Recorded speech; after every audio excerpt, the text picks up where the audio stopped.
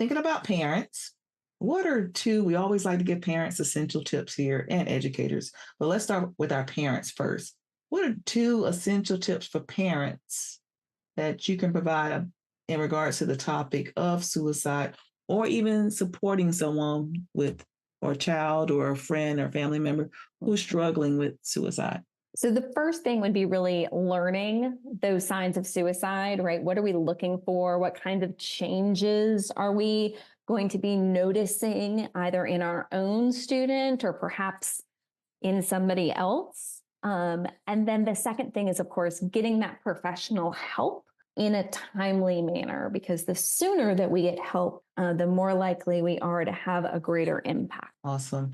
It sounds like once you recognize it, you can't waste time. You really have to act on it and move forward and be proactive. That's it, exactly.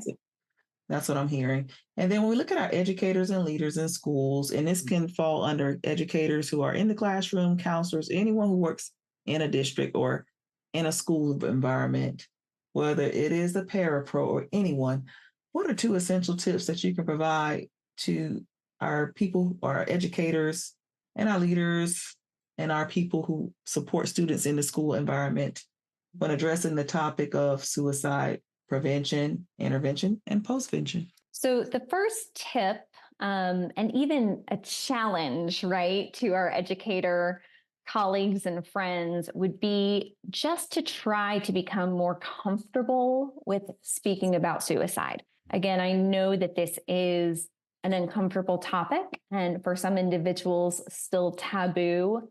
But if a student comes to you and shares that they're thinking about suicide, this might be the very first time that they have ever shared these thoughts with anyone.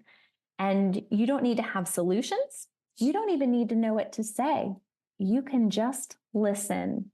But you do need to be able to be a trusted adult who can be open-minded, make them feel comfortable, and get them to the right person in your building who can follow the appropriate protocols.